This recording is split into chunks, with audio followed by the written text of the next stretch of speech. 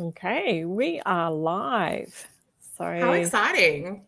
Yeah, exciting. I'm so pleased to have you joining me, Jemimah. This is Thank you for having me. very cool. So before we get started, first of all, I just want to say welcome and thank you for taking the time to join me here. Before we get into formal introductions and really launching into some conversation tonight, I just wanted to take a moment to set the scene as to what has brought me, I guess, to this place in the journey of this year. And the whole live stream series that I've been doing pretty much every week is focusing on asking really the hard questions that I believe CEOs and business leaders need to be asking themselves if they're going to build resilience and be able to withstand the pressures that are coming at them. So the question that I am focusing on today is, are you learning the hard way or by design? And where that comes from is, very briefly, 3 pillars of leadership that are part of playing the integrity game. There's enrollment or engagement, motivation, accountability. And the integrity game itself sits within the land of accountability, and it's really about making an accountability non-threatening. So the way we do that is, it's about being able to build that integrity, or structural integrity. We have structural integrity for a building, but it's what does that look like for a business or an individual? And so these are the points on the model that have brought us to where we are today in terms of this whole question of learning and growth. So that's really just to set the scene of our conversation, and I will come back to that framework. But Jemimah, we've known each other for quite a while. I think longer than either of us would care to admit to, I think. Do you think so? No, it's not that long. It's probably about... I was thinking about this earlier, probably 7 or 8 years. I'm going to say in that. Yeah. So how are you? I won't admit to anything else. I'm really well. How are you? Yeah, good. Rugged up. Melbourne winter. Your just so you know, your microphone's rubbing a bit on your, I think it might be your scarf. Oh, okay. Much better. There you go. I was like, there we go. Our listeners and followers are just like, thank you. That's very helpful, Jemimah. Thank you. I would hate it if someone didn't tell me. Thank you for having me. I'm so excited to be here. Yeah, it's good. Jemimah, you're a international best-selling author. You're the founder of Visibility Lab, co-founder with Kate of the Collab Circle, podcast co-founder with Ben Wright, Friends of Business. Yeah. And I am fortunate because I get to enjoy, in different capacities, so much of what you do. And so I think you bring to, I'm going to say our world, but that's not really, anyway, I'll go with that.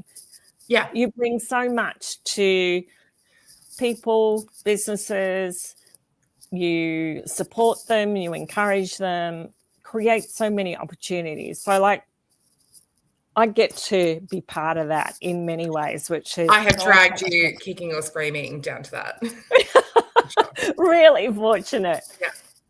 What else would you like to add to that you want people to know about? Who's Jemimah? I am tired. When you say all that stuff, Sue, I was like, goodness gracious, that's a lot of stuff. I'm a country girl. I grew up in rural Victoria. I am turning 40 in a few weeks. Goodness. I am fiercely independent and really driven to really do big things in my life. Like that's been a huge draw card for me. So all of the stuff that I'm doing is really based in this idea that I want to do big things, and and the way that I see doing that is leaving a bigger impact. The way that I give a big impact is to help other people. So I have some extremely ambitious goals in my life, and I've been very grateful to be on this path for the last sort of probably 7 years. Honestly, we probably met around the same time that I sort of started the business, and in this visibility lab now, and now with what we're doing with the collab circle. And I am just so fortunate that I get to do this every single day. Opposite of a problem, honestly. Yeah. And I think certainly one of the benefits of being able to be in your orbit is I get to see some of what you're doing for other people, and I get to meet them as well, which is pretty incredible. Yeah. So you definitely, I can say, hey, I've seen the fruit of your labor. Yeah, definitely. Yeah, what you're doing for other people is definitely amazing. Thank you. That's nice to hear, because it's a lot of work. Like it is. And sometimes you just don't, people like, thanks for that. And you're like, oh, you're welcome. That was a TV studio. You're doing a TV. Okay, that's fine. Thank you. Like it is a little bit, sometimes this job is, a little bit thankless, and it's nice to hear that when it's being recognized, but also the people see the bigger picture of what we're trying to do. Yeah, fantastic. So what's one thing that you'd like to share about you that we wouldn't necessarily find on social media? Something that we wouldn't know. It's a great question. I'm pretty open book, so I think you know that. Like I'm very open book with what's happening. Probably if you're a follower of mine in the last sort of 7 years, I don't historically talk about it. I'm ex-law enforcement, so that was my job for 13 years. I worked in intelligence for 13 years, and I've had the chance to kind of live all over the world and to try different things, and that was a really challenging and beautiful experience, I think, more than anything. But it also has a time frame on it. I think when you have a job that is so soul destroying in many ways, but also so magic, like every day it wasn't never a fun job. Right. I had the chance to do some pretty incredible things, but I worked in people smuggling and human trafficking and different things. And I worked in, controlled operations and internal affairs, and these kind of roles. Now, I think I just wanted to find some joy when I knew that I was going into business. So one of the things that I might have overcorrected a little, like I'm like, everything's got to be fun all the time now. But I think it comes down from, and the reason we've had the success that I've had, and then the reason that the things that I've had has worked is because I understood systems and processes. Like I think that's how they're extremely related. Doesn't look like related from the front. It's absolutely related. So that's probably the first thing I don't think people would know from me. I think the other thing is I look like I live a very public life. It's one thing that I always have a giggle at when people say, oh, I know everything about you. I'm like, I'm fiercely private. For someone that runs a visibility lab, I always find this so funny because people say to me things like, oh, I just like you're always doing stuff and I know what you're doing. I'm like, oh, honey, no. And my favorite things to be like, am I dating anyone? They're like, what do you mean? It's like, oh, no, I'm more than just my business persona because I'm so active on social media. It can look like I'm and I think the thing that I haven't really told anyone is that I'm turning 40. Like it's really happening, and I've got my head around that now. And publicly I haven't come out and been like the big 40 is coming. So, and I think it does feel like a milestone. It really does feel like a pivotal kind of birthday, and it feels like a big pivot. So in a beautiful way, it's just making me, as I think all birthdays in this realm should and will make you consider everything in your life choices, I guess, like make you really think about things. Yeah. No, that's fantastic. And I think you should be celebrating. It's a significant birthday, and yeah. But it's good. But it's an opportunity opportunity to reflect and go, how much have I done already in my journey? You're a visionary, you've got so much ahead of you, but it's an opportunity to go, I'm celebrating where I'm up to, but I'm also looking forward to what's ahead. Absolutely. I am currently, so to celebrate my birthday, I'm going to Hawaii. That's what I'm doing for my 40th. And it's a very poignant kind of moment for me to it's a very full circle moment for me, and I'm happy to talk about that. But the thing is with that, I had organized to go to the States, and I was like, this is amazing. And the reason I've picked Hawaii is that I lived in North America for a long time. I have lived all over the world, and I was like, if I'm going to celebrate my 40th, I want all my friends and family from all over the world to be able to come to a central location. It wasn't fair to bring everyone to Melbourne or to LA or whatever that looked like. And I picked Hawaii. I visited Hawaii in 2019. I'd been there when I was a kid, like 17, 15, 16, something in that age group, but I certainly wasn't old enough to drink or be a troublesome human to my mum. I went back in 2019. I was married for a very long time, as you know. I was with my ex-partner for a really, really long time, and I got separated in 2019. And in a bit of I don't know what to do with my life moment, as in like the businesses were kind of established. They weren't doing what I'd like them to do. It had some success, and on paper it looked good. Like I had an international best-selling book, and I had done some international speaking gigs and these sort of stuff, but it certainly wasn't making the money that I needed for, the 2 mortgages I now had, and like these different things happening. So I decided that I was going to go, and if I was going to start again, I wanted to live a life that I was so excited for. So I decided to go to North America. That was my plan. But I also didn't want to leave and land. Like I didn't want to immediately get off a plane and be there. So I stopped in Hawaii on the way over, and I booked, I'm telling you, this was the most questionable hotel I've ever stayed at, probably. Like it was safe and I was okay, but it was also like I knew going into this, I have X amount of money and I'm going to Hawaii, the most expensive place on the planet, radio. So I stayed at a very questionable hotel, and I just really had no joy. So there was like no happiness. I had my batteries were empty. I didn't know what I was doing. Like I was like, and I'm leaving. I remember being on the plane being like, this is the best thing you've ever decided to do. I mean, like, and don't get me wrong, it was amazing to leave and to have a time pre-COVID happening, like where I had so much freedom and I could just get on the plane and do whatever I wanted to. And was living this incredible life for 12 months. But in Hawaii, I was like, is this a good idea? Like you've already lost your marriage. Like you're separated. You are having multiple other things in the background going badly.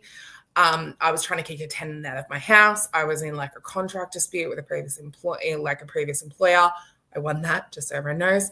But I also just felt so overwhelmed, and moving away from my friends and family didn't maybe feel like inherently the most brilliant move I'd ever made. Like everyone that I knew and trusted were now in a different country, and I was going somewhere where I had no support.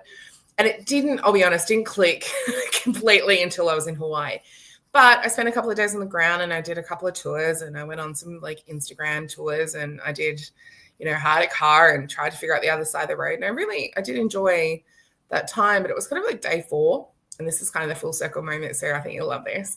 And I haven't spoken much about this. I certainly mentioned it yesterday to someone, and they were like, that story is amazing. But I ended up this questionable hotel, out a lot, no pool at the hotel. So I am of the opinion that if it's a free resource, go use it. So I was walking down the street. I was like going to get snacks or dinner or whatever.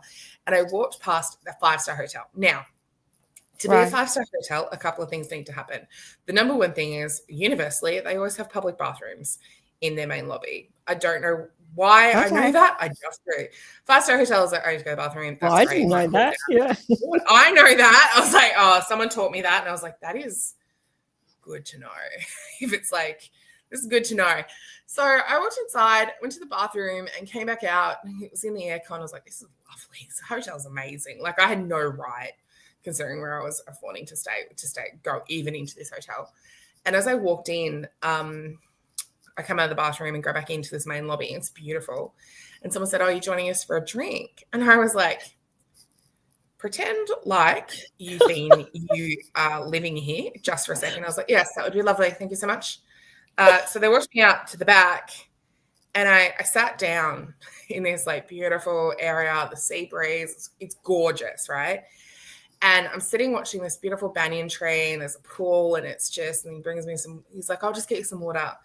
And as he leaves, I sort of look out into the water, and I felt what can best be described as the first little glimmer of hope and excitement about the next part of my life. Okay.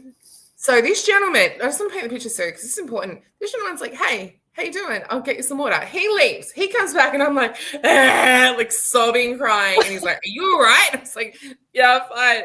I need some water and a margarita, thanks." And I just had this moment where I was like, I just feel like this is awful. And I'm very aware that I wasn't having a great year, but I also was very aware that things were going to get better. So I vowed there and then I will go back when things are better. So you'll never believe what hotel I'm staying at. For my 40th, I've got the same hotel. I'm going back now that things are amazing. And I'm like, yeah, cool, we're doing that again. And like my family's coming and my best mate's coming. Like it's going to be incredible. So I'm very grateful to be able to have that kind of full circle moment. So yeah, it's a story about turning 40. But yeah, 40 is a big one. 40 does feel a bit. And I think it acknowledges the things that, like, just to use that story as a real example, that story for me was really,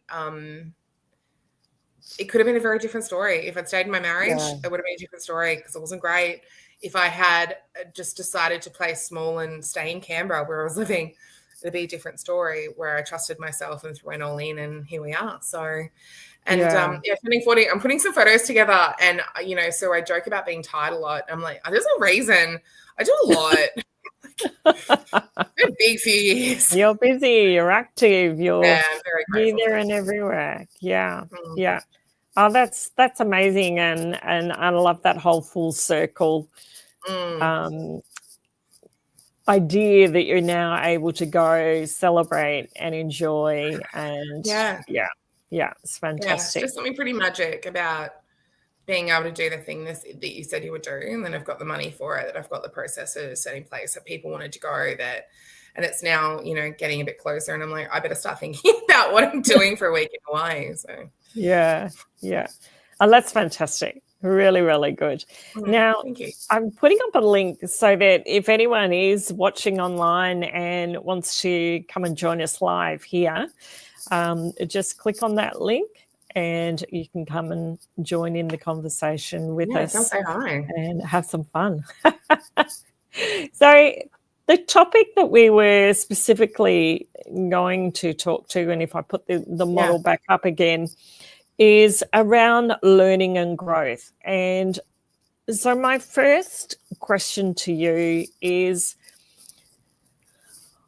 what's important? Why do you believe that learning and learning well and strategically is really important for us? For us or for me? Because they're different answers. For you, and then, Why do I think I have to strategically learn? I think that the number one thing I see for business owners as a general rule is people have ideas. They're like, I'm going to go and start I used to have this friend when I lived in Canberra who used to be we used to call them the Gunners, and that was not their last name. And they would come over every 3 months on my clock work, and they're like, I've got this idea. I'm going to start a Korean food van or something. And he was not Korean, by the way.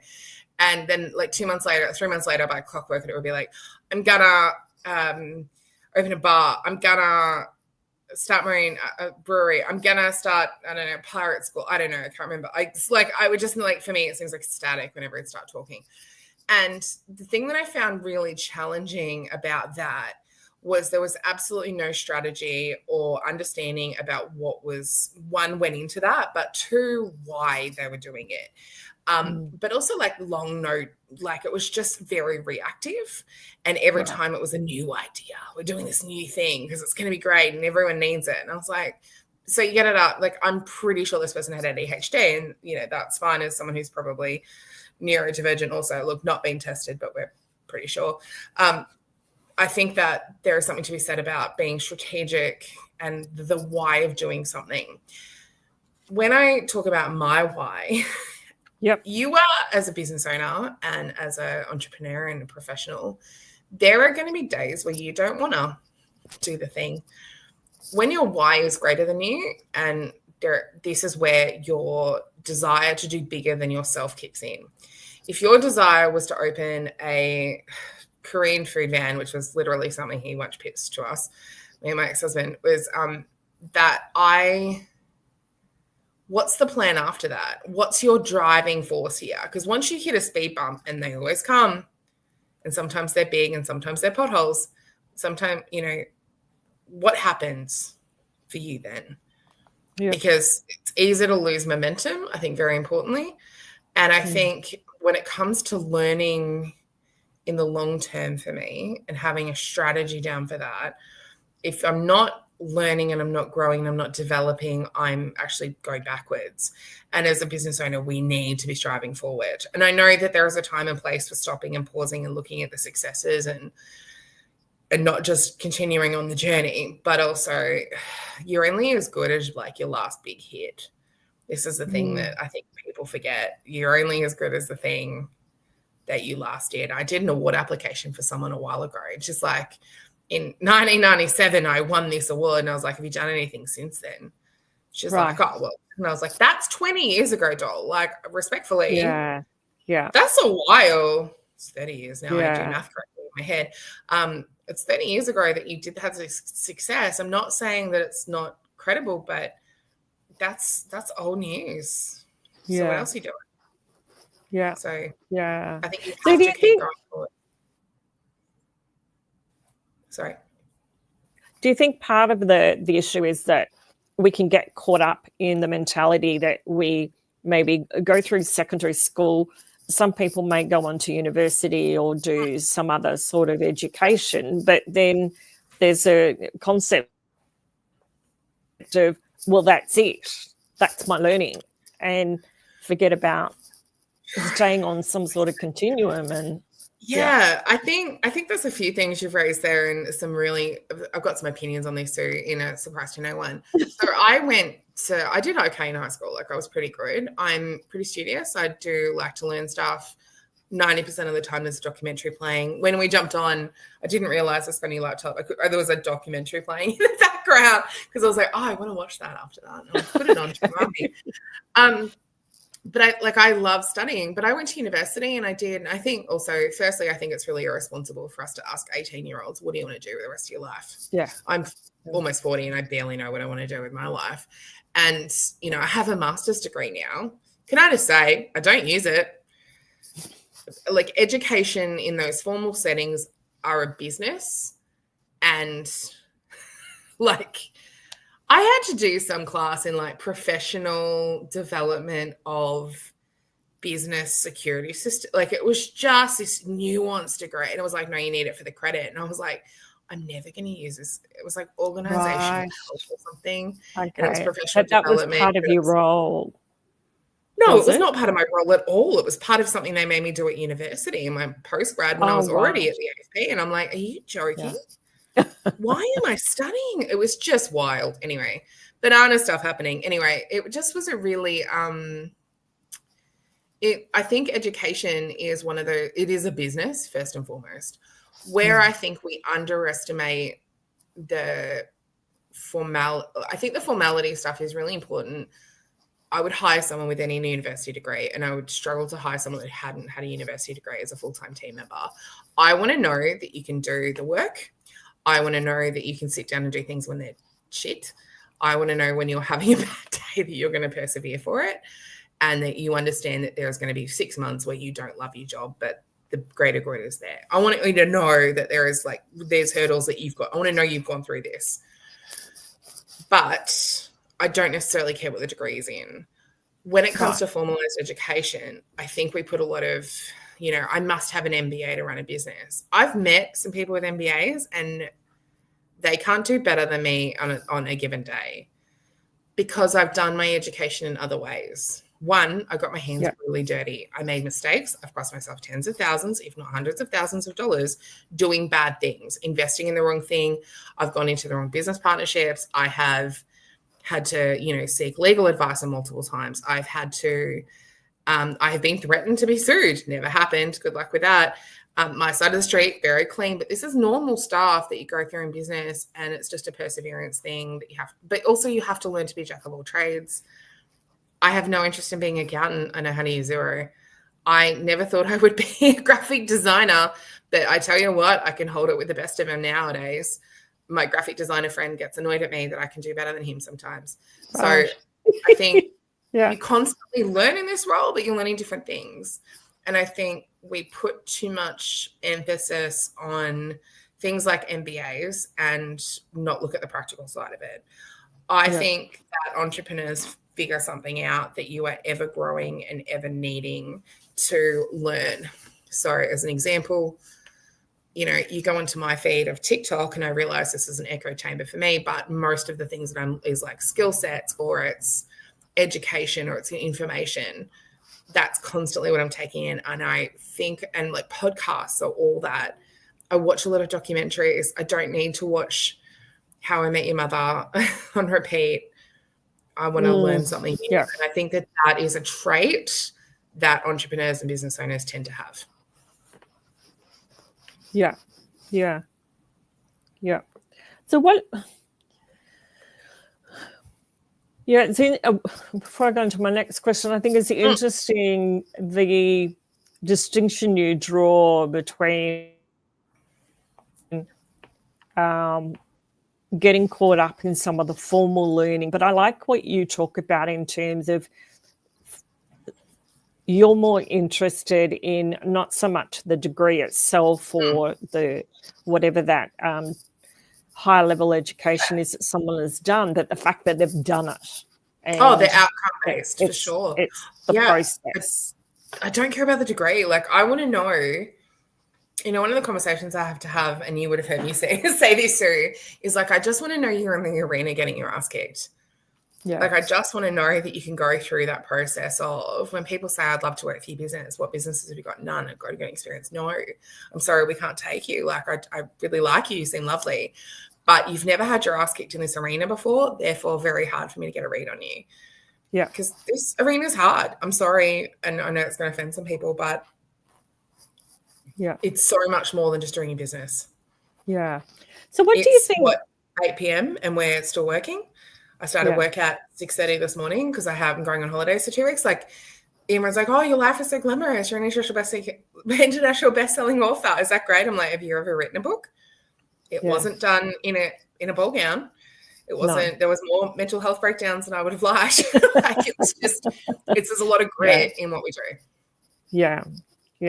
So what do you think stops people from engaging in strategic learning? Is it that they just get caught up in, you were just talking about the idea of needing an MBA to go into business, and I would suggest that you're challenging that.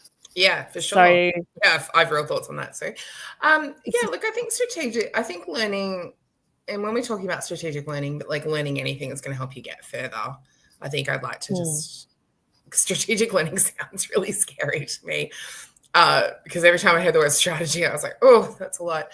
I think what stops people is a couple of things. Number one, I think the first thing that would get people is 90% of people have a lack of follow through. And they fit with the Gunner family. And there's this great song from the Cat Empire. They're a band back in the day. I have this song called The Car Song. And it's all about this guy who wants to fix up a car. And he's like, I'll fix it up later. I'm going to go daydream and play ball in the park. And then he runs in, he's talking about being at school and being a baller. And he's like, I'm going to ask that girl out on a date. And it sort of fast forwards, and the last thing is like, I was going to fix my car up again today, but I'm going to go play ball and eat pizza with boys. And he runs into his old mates from school, and he's a lawyer, and he's dating the girl he always wanted. And it's just like, I think I remember thinking of that song years ago and going, just put your head down for a bit and just do the work for it. I think a lot of people are gunners. I think a lot of people take the easy dopamine fix of the TV or the very easy career. And I think that that's okay. I don't think you owe anyone anything when it comes to being ambitious. I don't think you have to be ambitious. I don't think you have to. It's not for everybody, As in the famous Tom Hanks quote, the hard is what makes it great, because the payback is the benefit so much more. So I think a lot of people are gunners. I think like 90% of the people that say they're gonna do something don't actually do it. I also think like the next lot of people get knocked out from imposter syndrome. For the people who start the process go, I'm not getting it from day one, and they quit too early. I think people underestimate how much maybe what social media does is doesn't really get us to highlight the grind and the struggle and the grit that's needed when you don't get something. I imagine the first video you did of this was a train wreck. And I say that really respectfully, because it would be when you go back to the skill that you have now. I think imposter syndrome kicks in. I think I can't do this, or like you miss one appointment or you miss one class and you don't get back in the, you lose that momentum and have no grit. And then I think the next lot of people are really just easily distracted and distract others. And I think that is probably the saddest one, is people that get distracted by things that aren't important. I think that entrepreneurs very quickly can identify what is vital and what is not. So I think that they're able to go. I think entrepreneurs can go, and business owners can go, I really want to go. I really want to eat this pizza soup. Like, I really want to eat that. I'm so hungry now. I'm going to order a pizza, and it's going to be the biggest pizza I can find, and I'm going to eat the whole thing. And then the internal me goes, I know you want to eat that. I get it. It's $30. You have $30 in your account. I know you can do this, but you've actually committed to going for a swim tomorrow morning. That's at 7:30. So I don't think you should do that, because you're going to sleep through your alarm. Also, you're going to feel like shit for the rest of the day. And that's not good for your health goals, your weight goals, your life goals. It's not good. I think we're able to look in our own best interests and act in our own best interests in a way that I don't think some people have the ability to do. And I think as a business owner, you have to develop that early, or it doesn't get off the ground. Yeah. So it's that ability to take a moment to really question. Okay, if I engage in this, what's the ramifications of that? Is it keeping me in alignment? And I think this comes back to your greater why. Or is it distracting me? Yeah. And it's, I love a drink. I do. I love going out for a couple of cocktails. Some of my favorite things in the world. I generally don't drink. It's very rare these days that you'll get a drink in my hand. I have shit to do tomorrow, and I cannot afford to lose it. Sorry. Very rarely. Don't get me wrong, Hawaii, you bet. But, I've got too many other things, and I really want the drink, but I really, really want to get this business to financially where I want it to be. I really want to hire a CEO in the next 2 years. I really want to put 1,000 people into this program. I really want to buy another house. There are very different goals. And then there's, well, that just seems like a lot. So I'll just have the drinks. Yeah. So do you think part of why people don't engage in active learning or strategic learning is because they just don't want to do the work? It's like, just like that scenario you just said, it's too hard.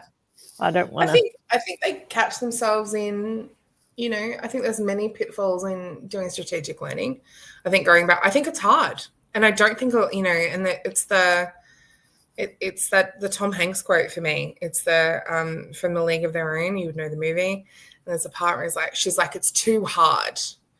It's too hard. I don't want to do this anymore. And Tom Hanks is like, if it was easy, everyone would be doing it. The hard is what makes it great.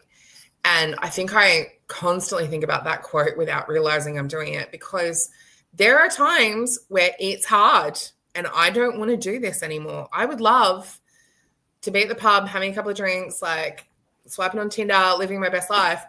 I have things to do. I'm sorry. And my life isn't going to, I don't ever, and for me, I think for the people, I think it's hard. I think people don't want to sacrifice little things to make the big things.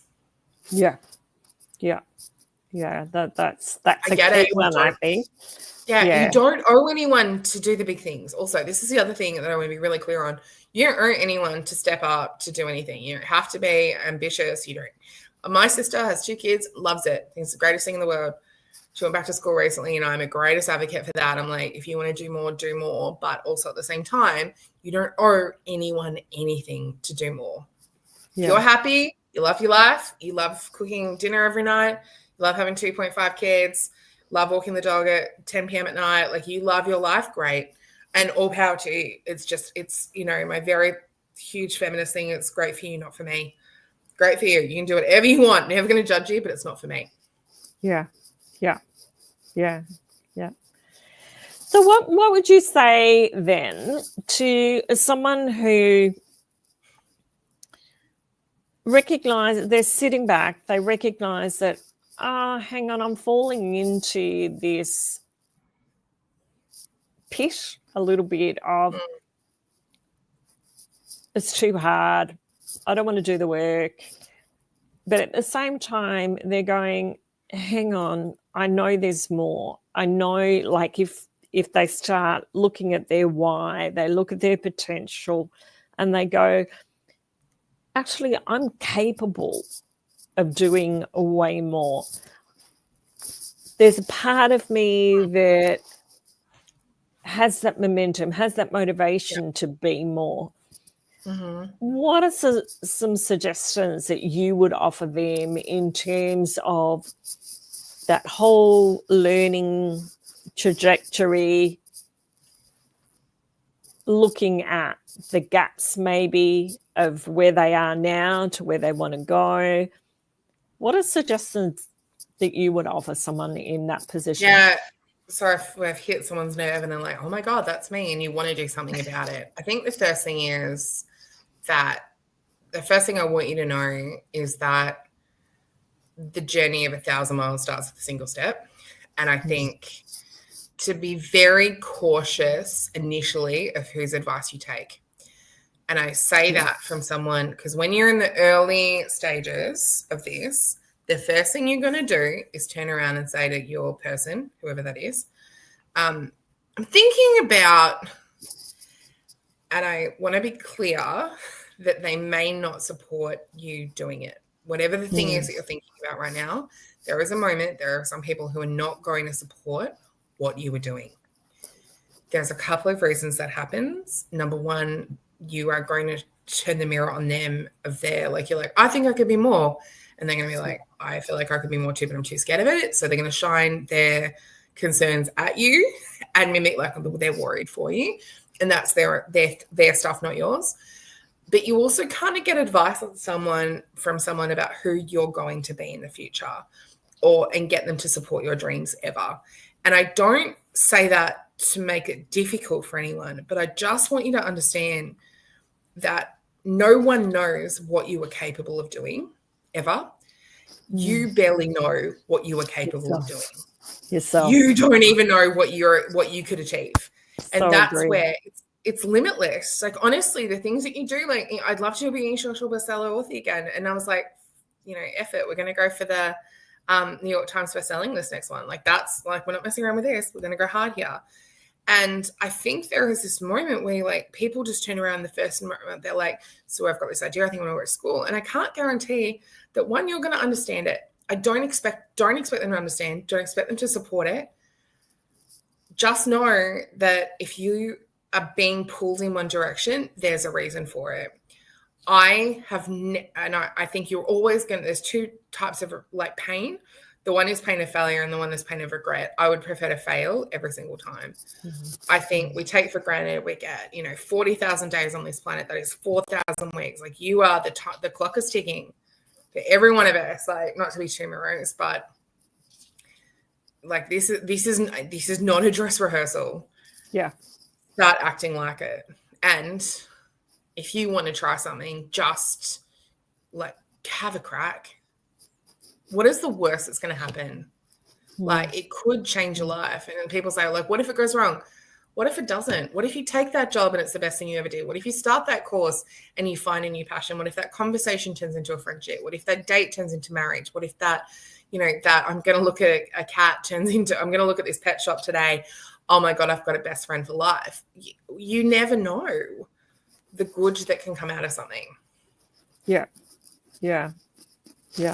But if you say be cautious of advice, or who gives the advice, what are your thoughts then on, and I totally agree, because I know when I first went down the pathway of moving into becoming an entrepreneur, setting up my own business, I was like, I've got this idea. And I was choosing all the wrong people to be saying stuff to. Yeah. And certainly I've learned to say a lot less, but be mindful of who I do say anything to, because there's two things in that. It's not a journey you can really do on your own. You do need a support network. For sure. Absolutely. So what's your suggestion in choosing the right people, in inverted commas?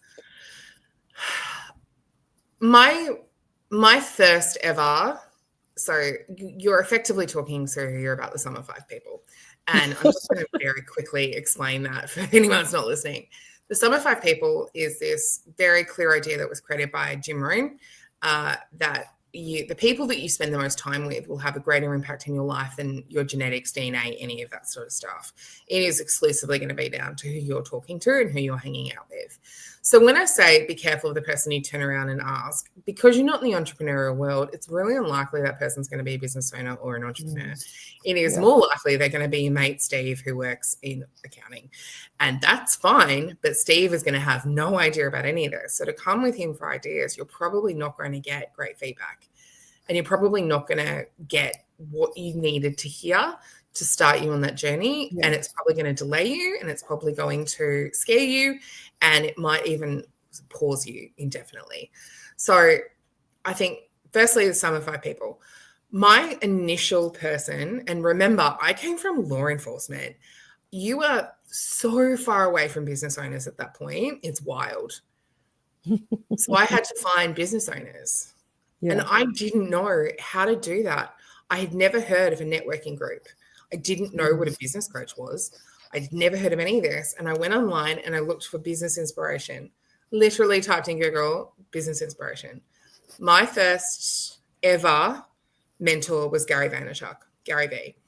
Okay. And he was in my ear for the first year of business, and at that point it was like he would talk, I'd read all his books and I would consume as much as I could, but he was my first Summer 5 people. He was the person that was like, have a crack. And thank God I found him, because he has made me almost bulletless and like bulletproof and limitless, because all I have the ability to do now is run towards the monster.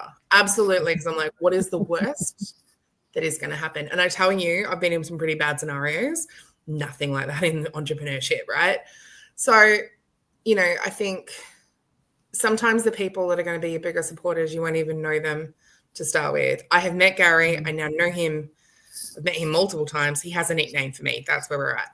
Every time he sees me, he remembers it. It's really funny because he looks at me like, I know her.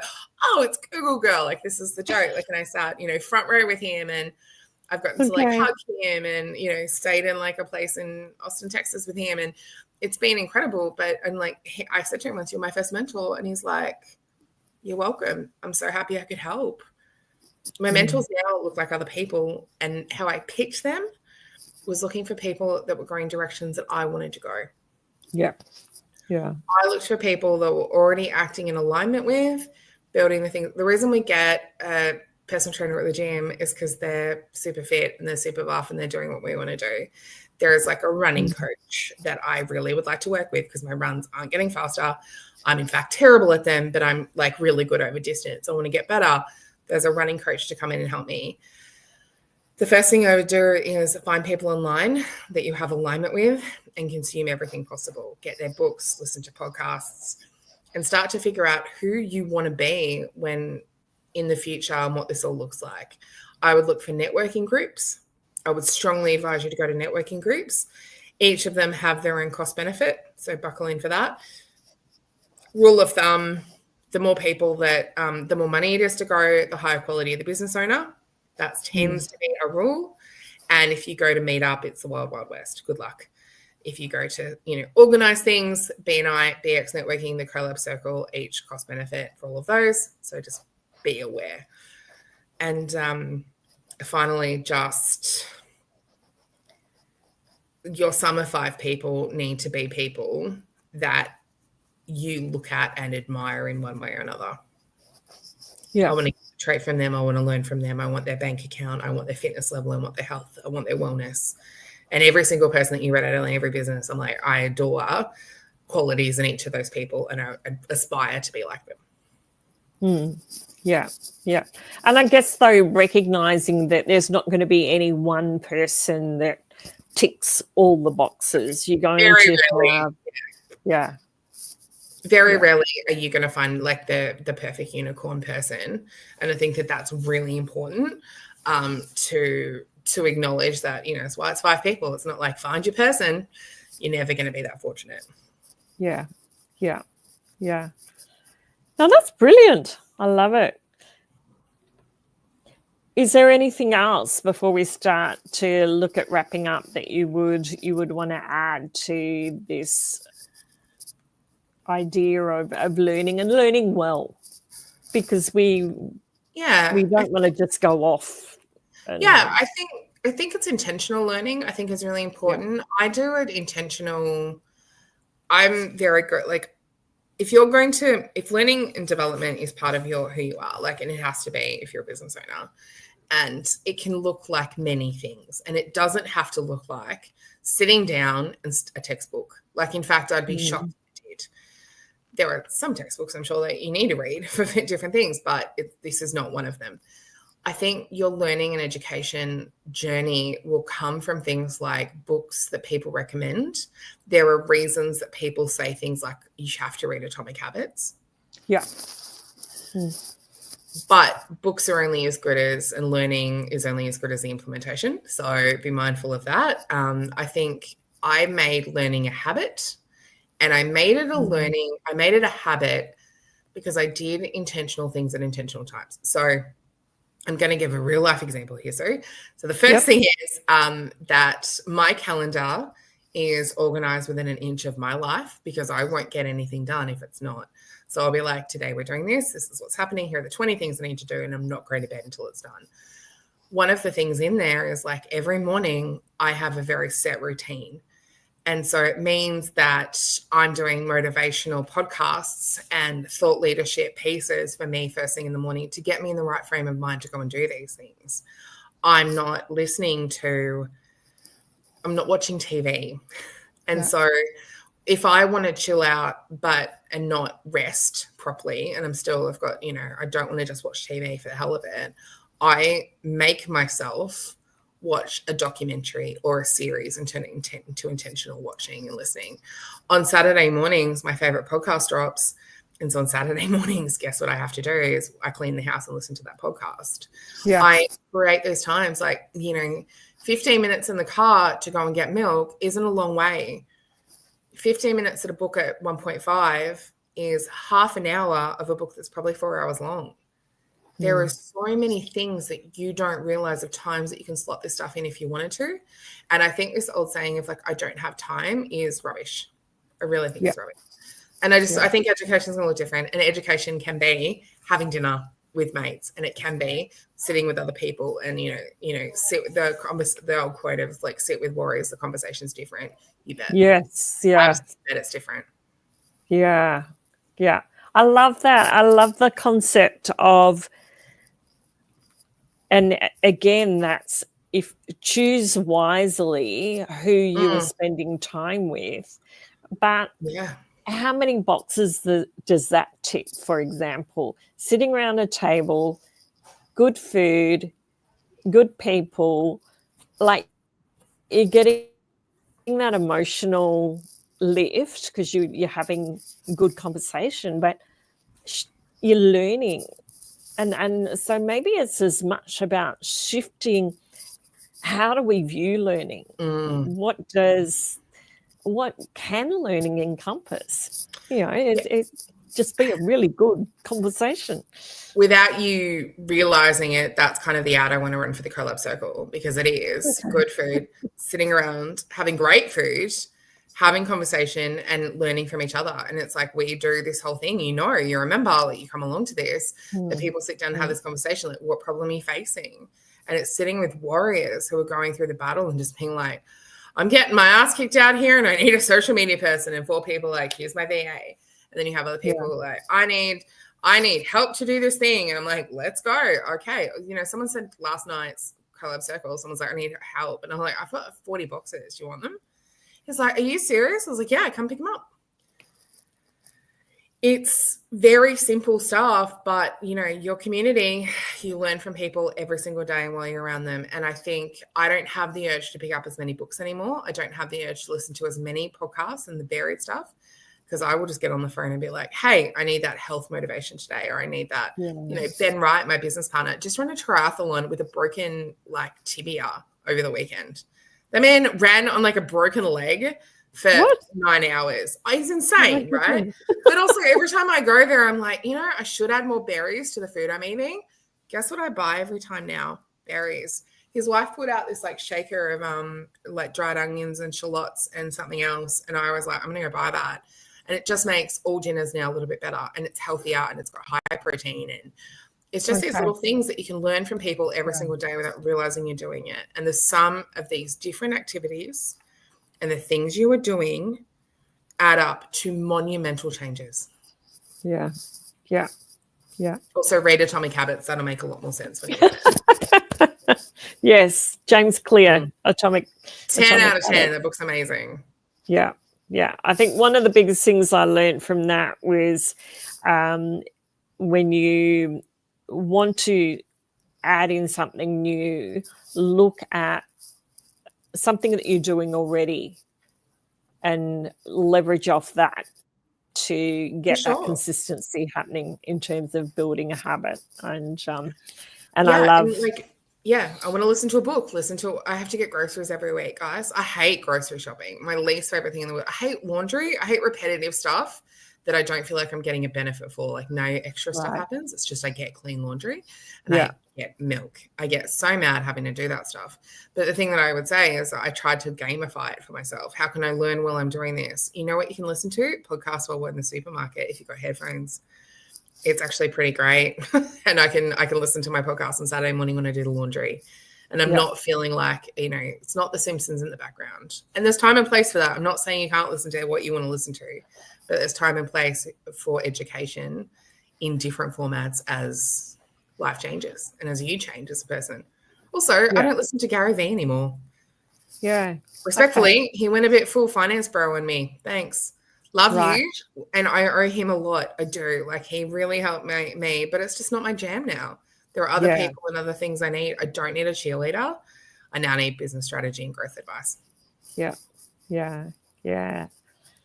No, it's interesting, even you sort of talking about that shift too. So who you have in your circle, who you go to for learning, for advice, does change. So, as it really should. Sue, we had the same business coach for a long time. Yeah. We did. And it was like, oh, this is actually my dime's done here. Thanks very much. We have clients leave all the time. And they were like, I'm so sorry. I'm like, I want you to fire me. You've learned everything you need to learn. Off you go. Go and do it. Do the thing you said you were going to do. It's a game changer. Yeah. So some of the things that I've taken away from the conversation are that we need to be cautious of who we go to for advice. Yeah. Really think about the sum of the 5 people who we spend time with, and consider building learning as a habit and absolutely what that might look like in our life. Is there anything else that you would add that you would say is a really key point that you would want to leave people with? I think that it is as intentional as you can make it. I think you will only be as successful with the things that you do as the intentions that you set and the direction that you do. I think you have to put it in your own way the best possible. So, for example, podcast getting delivered to your inbox. My screensaver is wonderful, but it's also a reminder of all the things I'm trying to do this year. It's, Right. my screensaver is like, you will read a book today. Thanks. And I think there is like, make it intentional that you have to kind of trip over it to get there. I think it is one of those things. I see a lot of documentary recommendations on TikTok and I screenshot them. So when I go to my phone later, I see walls of like, I'll just start getting through those documentaries and I'll start watching them. So I think you have to set these, you have to set yourself up for success here and the best way possible and make it not terrible. Yeah. As soon as it's hard work or difficult, you're not going to do it. Yeah. Yeah. Add some fun to it. Yeah. And it can be go to the markets, like on the weekend, go to the farm, go to the farmers markets and listen to Gary Vee chatting in your ear. Listen to Ben and my podcast. Re-listen to this if you need a kick in the butt in the pants, right? Yeah. This is the sort of thing that you can go and listen to and while you're cooking dinner and it's not hard work and it might be something you can listen to in the car. Find this way to support yourself and, one is always greater than zero, Sue. This whole idea that I have to listen to 4 whole podcasts. Who's doing that? I run a podcast and I don't even listen to 4 a day, right? Like I barely listen to mine. I don't listen to mine. I'm lying. I recorded it. I was there. I don't need to listen to it again. But I think it's important that I think it's just really important that you set it up so a way that works for you. And also just remember 5 minutes is still 5 minutes. If you can do, 10 push-ups, it's better than doing none. It's better that you eat 2 raspberries if you don't like them than eating 100 and being sick, right? You have to start somewhere and 5 minutes at a time is enough. Yeah. I love that. As we come to a close, Jemimah, thank you. It's been really fun to have you here with me on live in this studio and virtual studio. Really enjoyed having you share the time with me and appreciate you giving up your time to. Anytime, sir, of course. Love to. It's been amazing. Thank you. If you get stuck again, give me a call. Love to do that again. Thank you. Thank you. But my final question to you is, what have you enjoyed most about the time that we've had? I think there's a few things that came out of this. I wouldn't have said I had that many opinions on education. I think the thing is with this chat is it's made me go inside into thinking about structurally how much I enjoy. I've had a time to reflect. You've given me the opportunity tonight to really go, wow, I do really care about education. I do. And, telling the stories of that and how I got to where I am, hopefully has made me realize how important it is, but also to other people that I think you've really set a lot of people up and people listen to this to really achieve a lot more. Asking the questions that you've asked has been absolutely paramount and will help me.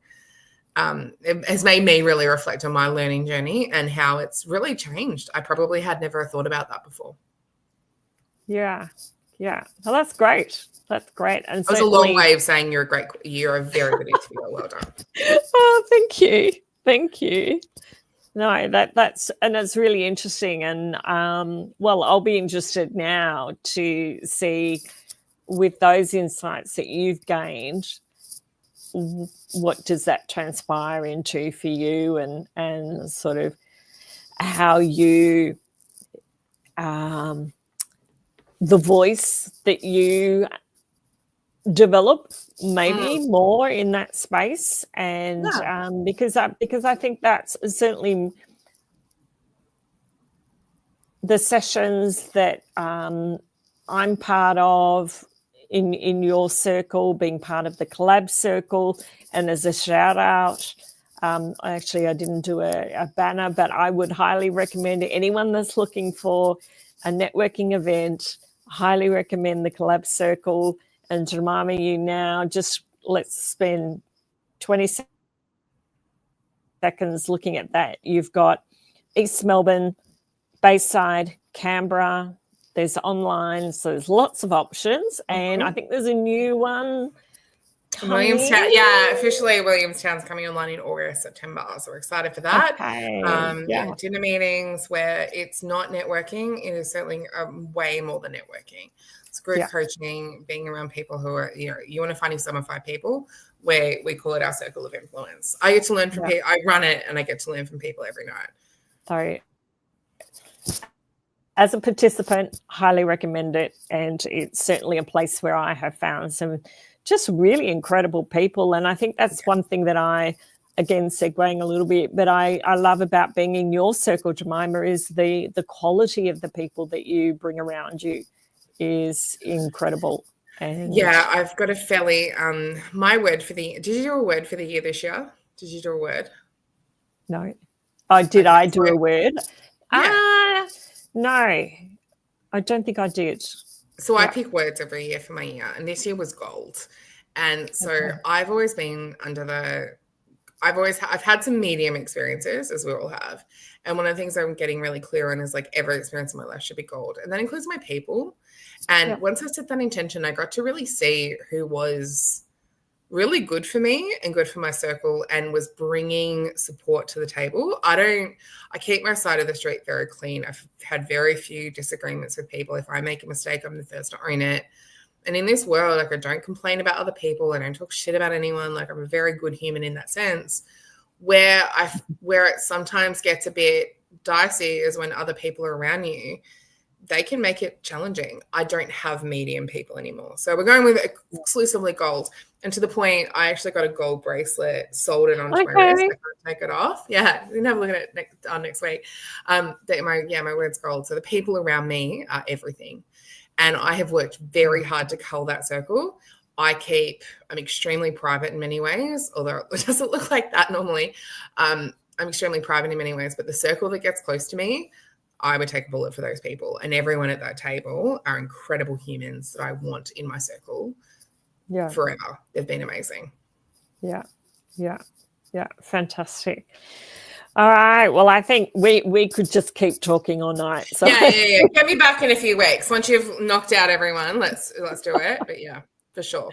So thank you again. It's been really fun to have the conversation with you and some great thoughts around learning what to look for. I think suggestions that you've been able to offer anyone who might be listening, who has been listening live or will come back and listen to the recordings. So thank you for your insights, for sharing a lot about you and your journey and your experience. So happy. Thank you. Yeah. So thank you. Really appreciate it. And I'll see you soon. Okay. Bye.